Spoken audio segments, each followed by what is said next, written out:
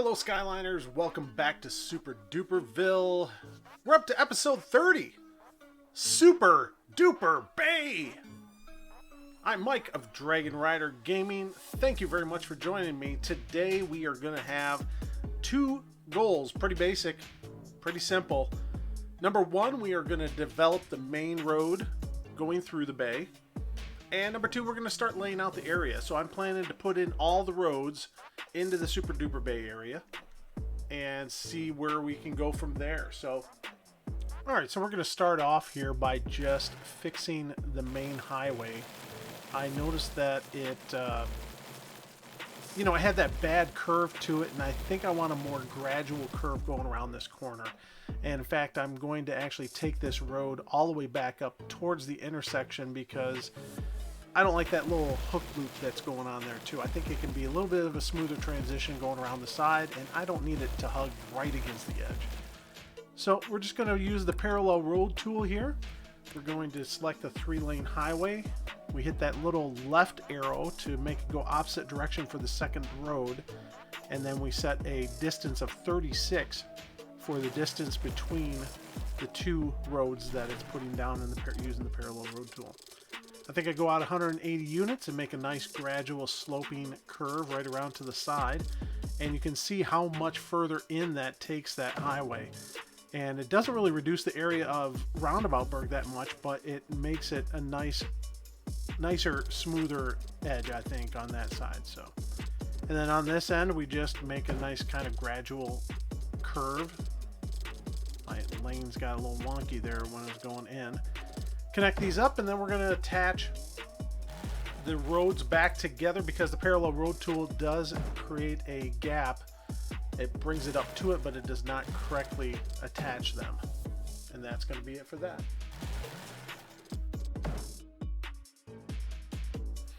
So to start out here, what I decided to do for Super-Duper Bay is, as you know, we're making parallelograms and trapezoids.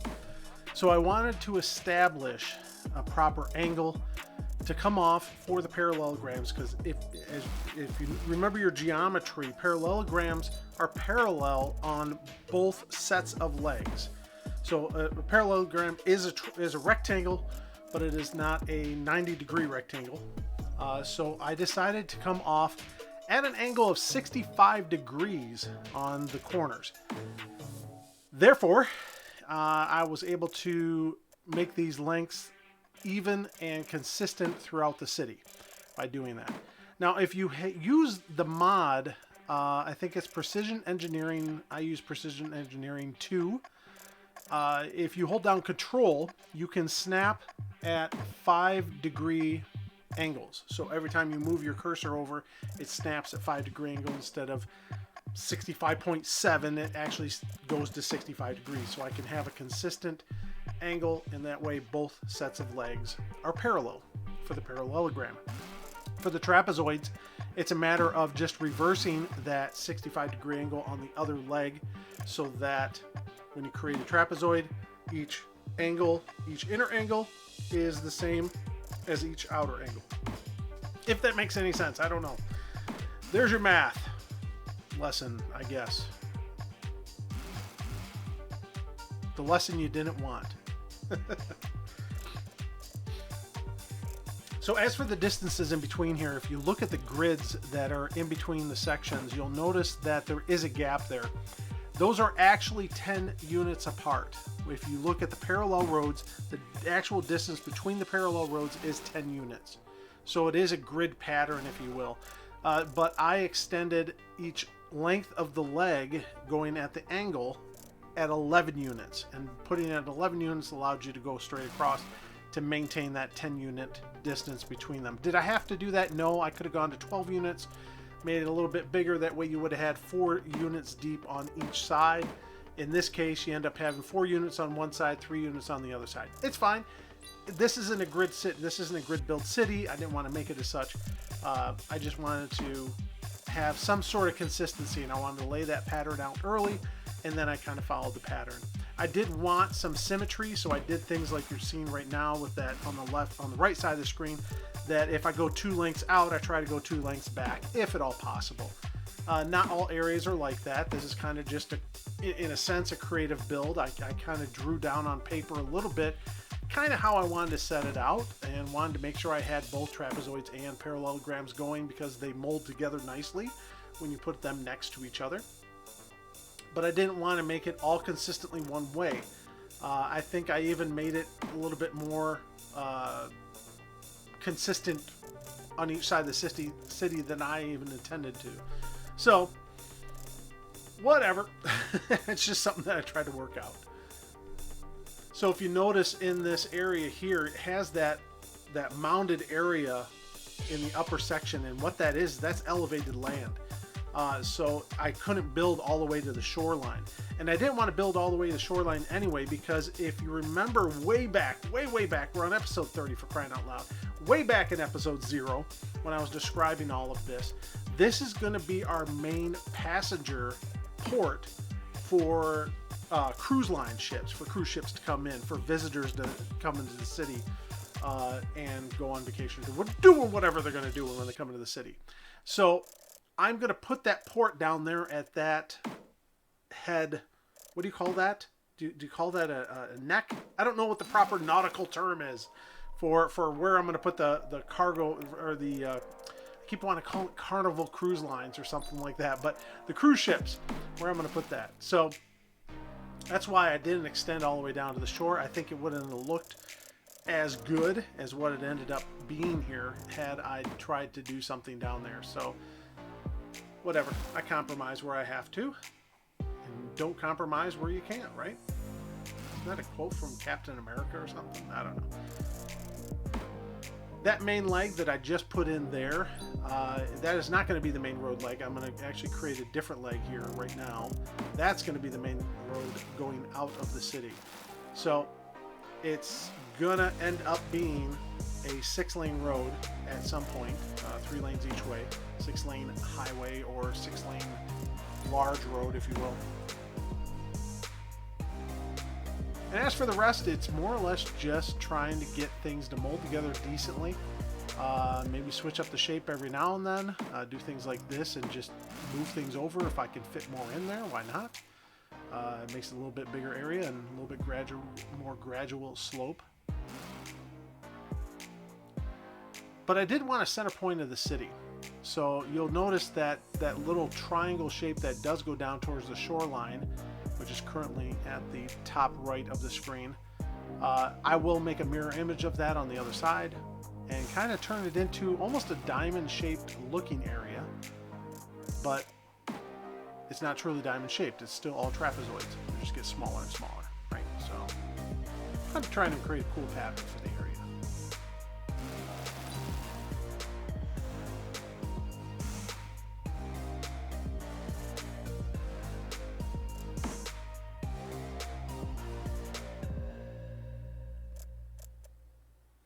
So here we go now. So we create this kind of a diamond shape. So the same thing with these. I'm doing these at 11 units across, and you can see it does create that gap. It is lining up straight when you first put it in place, but you have to go back and I'd have to put these at 12 units had I wanted these exactly lined up. So then just to change things up, go at a different angle here. What the heck? Try something different.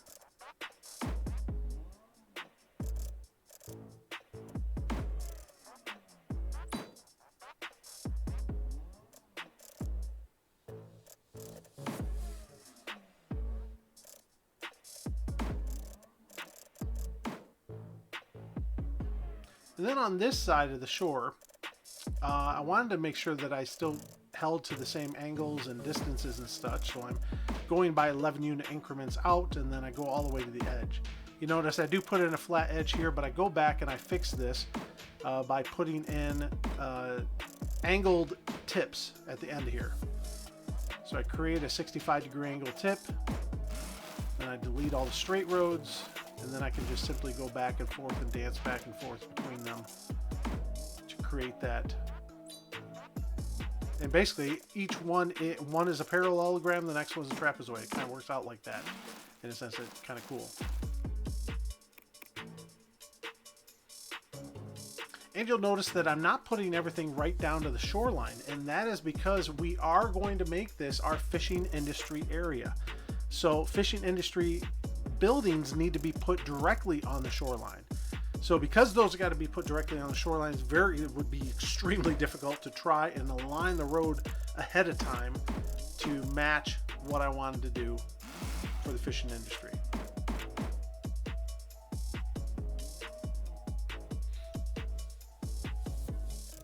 We'll go back and we'll make sure that when we put those buildings in the industry, the fishing industry, when we get those in place, that we try to match them up to the roads and not make it destroy everything that we've put in place, and try to make it look as nice as possible.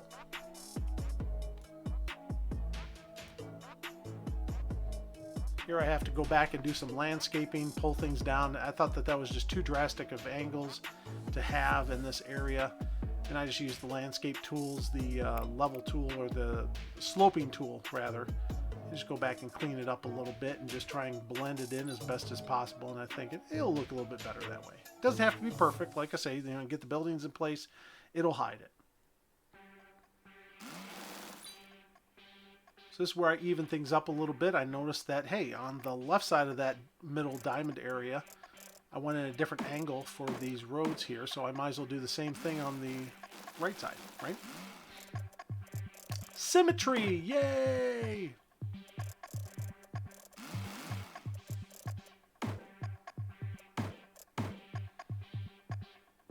Then finally, the same thing on this last little leg here. That makes it all nice, even Steven. You know I like that. So that kind of looks like a pretty decent layout, I think, overall for the city. So since this is going to be my main leg going through town here, I want to create an intersection up here on the corner. Now there are no intersections that are actually on the Steam Workshop that can be attached to a rounded road. So if I put something in place here, I'd have to manipulate it really heavily. So I was like, you know what? I'm going to try my hand at building one from scratch. And crap, what a pain in the ass this was. Seriously, I'm not kidding. It was a real pain in the butt. I mean, I had silly things like I had the wrong settings on some of this stuff, but trying to build this thing was a serious... All I'm trying to do is that basic I'm not building a four point intersection. I'm just doing the two legs coming off the highway down into my one area. So essentially the same exact one that you would have in a default map at the start of the game. That's what I'm trying to duplicate here, and it was not easy. I have a true appreciation for people that take the time to do this, like Timbos and stuff like that. Speaking of which, I have gone back, and that's part of the reason why I've been absent for the past week, is I've done some computer upgrades. I didn't have to do some computer upgrades, but it was about that time of year that I like to do it, with sales and stuff around Christmas and such. So I was able to get some computer components ordered and a few upgrades, like I doubled my RAM, and I switched out. I had an all-in-one cooler, water cooler, and it was super loud when that thing kicked in. The fans that kicked in on it and stuff, it was extremely loud. I wasn't happy with it, so I've switched back to just a standard cooling fan, a very cool one. It's huge. It's massive. I'm glad I have a full-size tower because it's massive and it would not fit in there otherwise. But so I did some computer upgrades, and as a result, I also got some new hard drives, new SSDs, and I've switched my game folder to a 2 terabyte SSD. And as a result of doing that and coming back into game and removing all my game files onto the new drive, things reset in game. So I've been spending a lot of time. I probably spent about 5.5 hours just resetting all my settings here and trying to get all the traffic stuff back set up correctly, because Traffic Manager didn't carry over all the settings right. So I had a lot of roads that were not properly set up and so forth. So I spent a lot of time doing that, but I also decided to go in and edit a ton of assets. So like all Timbo's, I think that's how you pronounce his name, all Timbo's intersections, none of those had lane mathematics assigned to them. But I've gone back in and corrected all of his intersections to have proper lane mathematics, as well as fix all his little icons that display when you bring up the intersection tool or the roundabout tool or whatever, to make sure it's displaying correctly, because a lot of them were not displaying correctly in the default game. So I fixed all that kind of stuff. I fixed other things like other high schools and elementary schools and firehouses and police stations and stuff that I downloaded off the Steam Workshop that were really out of balance. So I spent not just the 5-6 hours fixing my game, but then I went back and I spent a ton of time on the asset editor fixing a lot of other people's mods. So though I named them the exact same, so they still have the same credits and everything like that, it's just I am only now displaying my versions of their mods. So there you go, there's the intersection. Holy crap, that took forever. I had to raise this section. I thought I had it at 18 units high correctly, but I think there was an elevation change between the left and right side, so it didn't actually raise that as high as I wanted it to. So wanted to get a pillar back in here, so I just jinked around with the positioning. I can't say that I'm using procedural objects, but that's the trick of using procedural objects, I guess, when you use it. And yeah, and just kind of tweaked all of the ramps and intersections so I could get pillars back in here and such, and have a little bit smoother of ramps coming in. I felt like these ramps were a little bit too heavy of an angle, so I brought them in and fixed the curvature of the on and off ramps. Because we only have one lane going out for each side, and I didn't want to make it a 3-lane road coming out, what I do here at the bottom is I just attach up a 4-lane divided highway and then connect that up into the city when I flip it over to a 6-lane highway. I think I actually explained that here in a little bit. But for this last little bit, I'm going to shut up, let you guys listen to some music.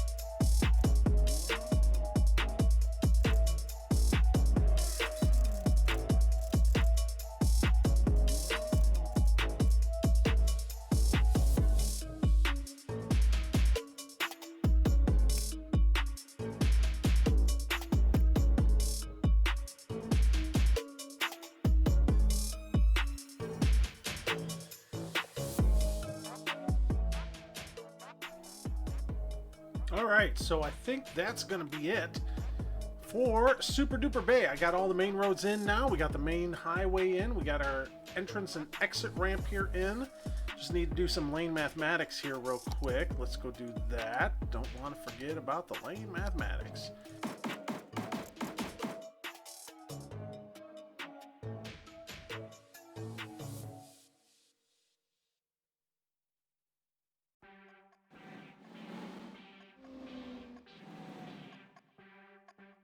And just as a general layout, the way I'm planning to set this up, if I remember correctly, I'm going to do low density residential on the front end here. This middle area here, these 4 or 3, I don't know which, are going to be commercial. And then we're going to have some high density residential in the back here. This is going to be industrial. This is going to be all industrial here. Probably with some high density businesses here and here, or something along that lines. Some more industrial / office buildings, probably a line of office buildings here, because in the back over here is going to be low density residential. Along the shoreline here is going to be high density residential. High density, and I think I'm going to put some business in here as well, commercial in here, with some other high density residential along this shoreline. As for municipals, we will stick them along the main road here, so we'll put some firehouses, police stations, hospitals, that kind of stuff along this main road so it can feed the entire city area. I think that will work fine. And then as we start putting into some businesses and industry, Super Duper Bay will be underway. Did a little rhyme there for you. So that's going to do it for this episode as we cruise on down the highway here and check out Super Duper Bay. If you like what you're seeing, guys, please drop me a like. That always encourages me to keep making videos and keep making content. And if you're new to the channel, please subscribe and hit the bell notification so you can be updated when we put out new content. Until next time, this is Mike of Dragon Rider Gaming. I appreciate it. Take care of yourselves out there, everybody, and stay safe. We'll see you in the next episode. Bye-bye, everyone.